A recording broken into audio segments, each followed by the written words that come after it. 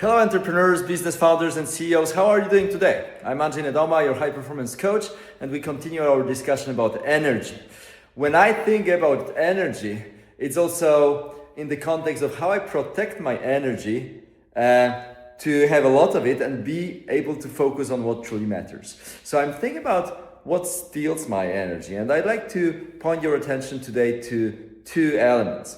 One is related to opportunities that come your way, and you're often offered something, like you can participate in a presentation, you can go and participate in a meeting with your peers, or you can go and participate in a conference or industry event, or you can run a panel, or you can become involved in a new project.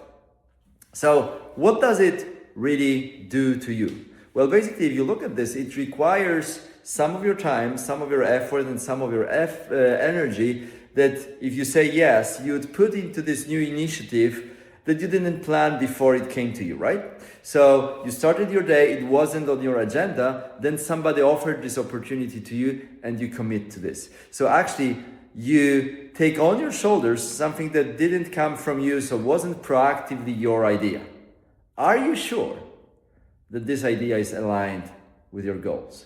Are you sure that this idea is aligned with where you're going, with your strategic direction? This is the question that I strongly advise to ask yourself each time you're offered such an opportunity. If this is aligned, then you might consider that.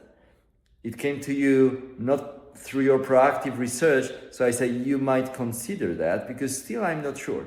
But if this is not aligned, well, your answer by default should be no.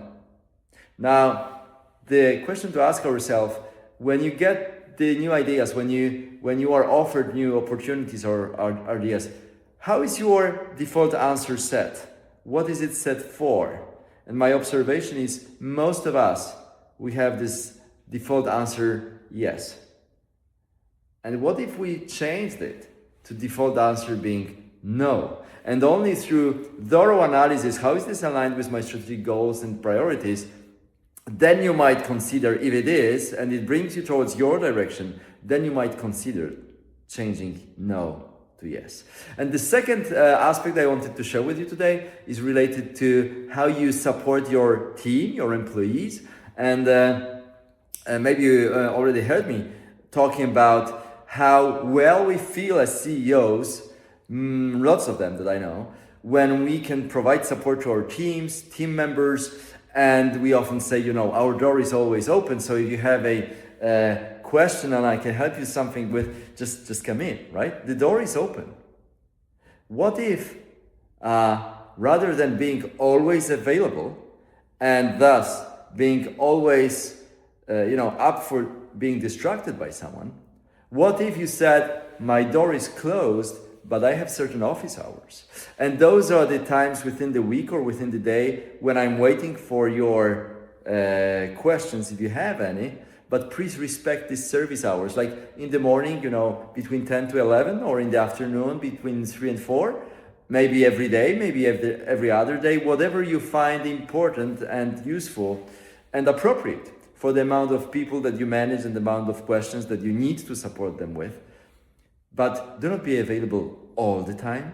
So not have this open door policy, but rather teach them about the culture of cooperation with you so that you can focus on what's truly important for you and not be distracted anytime someone has a question. How does that sound? I hope that's inspiring for some changes in how you protect your time, your energy, and eliminate situations that steer you away from what's truly important for you. Have a great day. Bye-bye.